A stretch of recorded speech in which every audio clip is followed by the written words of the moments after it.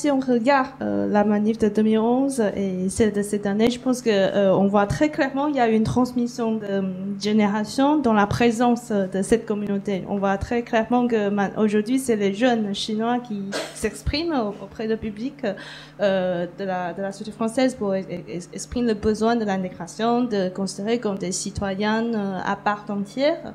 2010, ça a été totalement sous le règne, si vous voulez, de nos anciens. C'est eux qui commandaient tout. Et il y avait quelques jeunes qui les aidaient, mais sous leur ordre. 2011, ça a été une extraordinaire rébellion. Tous les anciens étaient mis à la porte. Ah oui, tous les anciens étaient mis à la porte.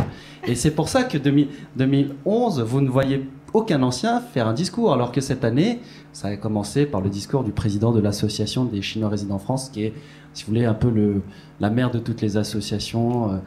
Nous avons parlé de ce qui nous tenait à cœur, donc les préjugés et le racisme latent. Donc ça, c'était un sujet que vraiment ils ne voulaient pas évoquer.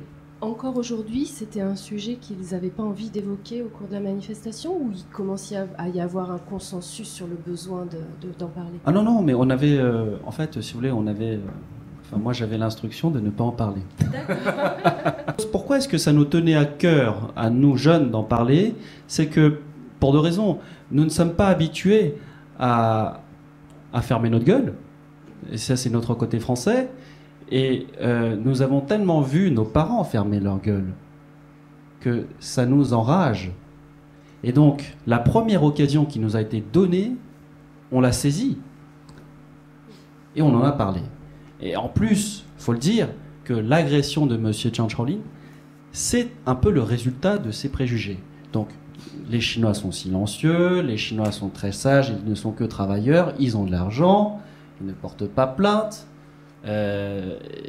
Quoi dire encore, il y a aussi un certain nombre de préjugés ou d'imaginaires sur les femmes asiatiques.